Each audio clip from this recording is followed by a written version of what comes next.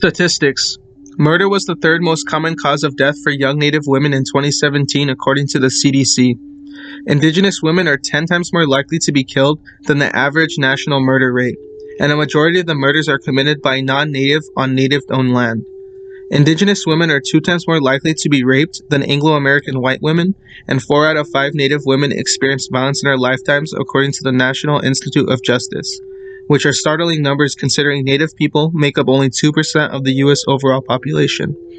Tucson had the 4th highest number of cases among cities studied, and Arizona was 3rd among states. Nationwide crisis.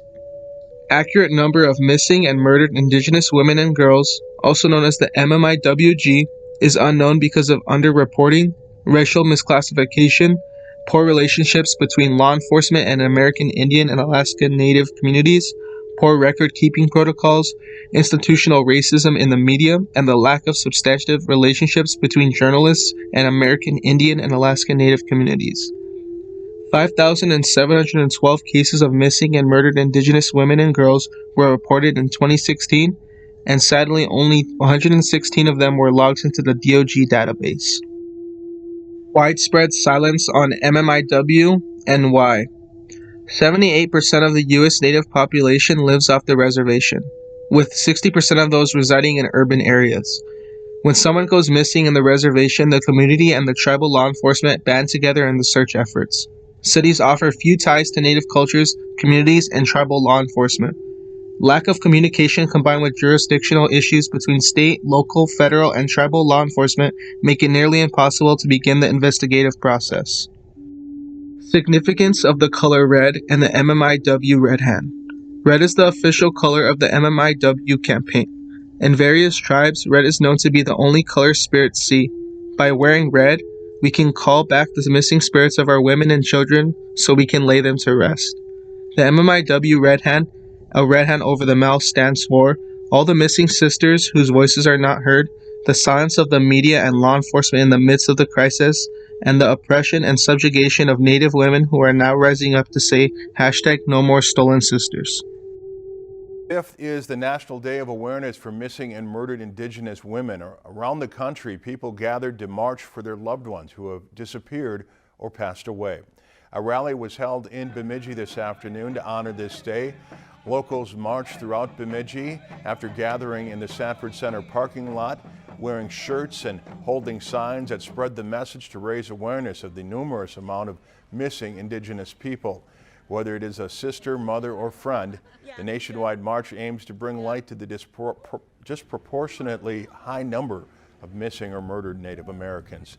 The march in Bemidji ended at the Paul and Babe statue in Paul Bunyan Park, and those who took part in the march wore red, signifying their solidarity for those who are missing or murdered. The percentage of the women, missing was unbelievable. Biking and running across the country, finally making it to Washington, D.C. last week to meet with some of the nation's lawmakers to discuss dedicating more resources to finding missing Native women. More than 4 out of 5 Indigenous women experience violence in their lifetimes and are murdered at rates more than 10 times the national average. Is this kind of journey what it takes to get attention on your cases? If that's what it takes, then that's what we're doing. Dwayne, a father of 5, met with families of the missing along the way.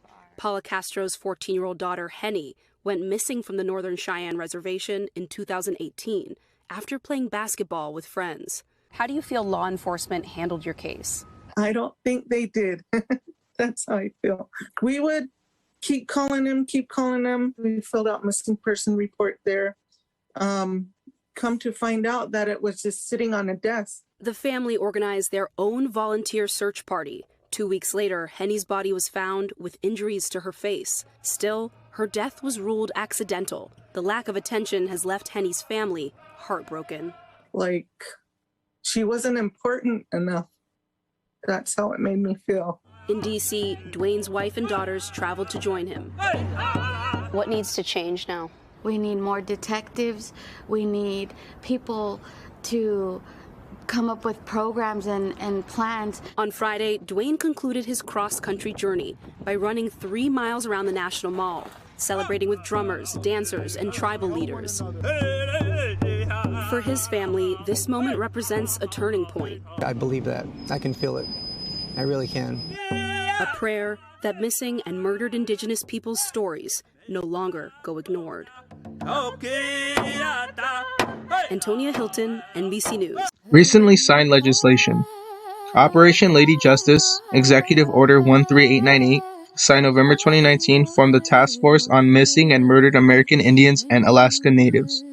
It requires that the task force establishes a multidisciplinary and multi-jurisdictional team, including representatives from tribal law enforcement, DOG, and DOI, to review cold cases of missing AI/AN.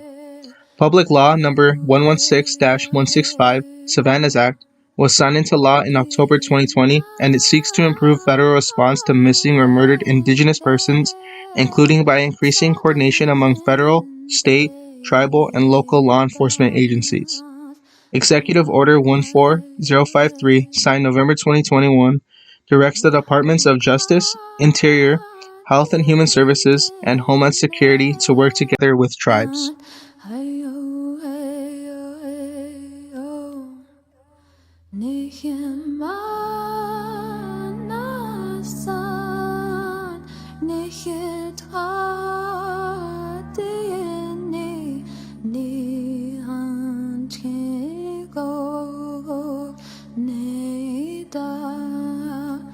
The tragic story of Ashlyn Mike.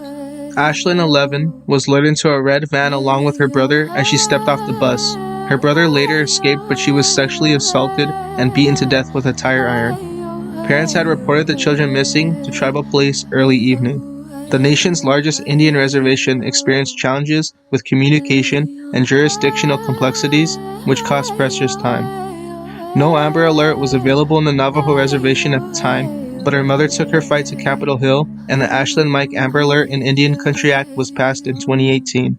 So far, about 100 of the 574 federally recognized tribes are working toward connecting to the Amber Alert plans.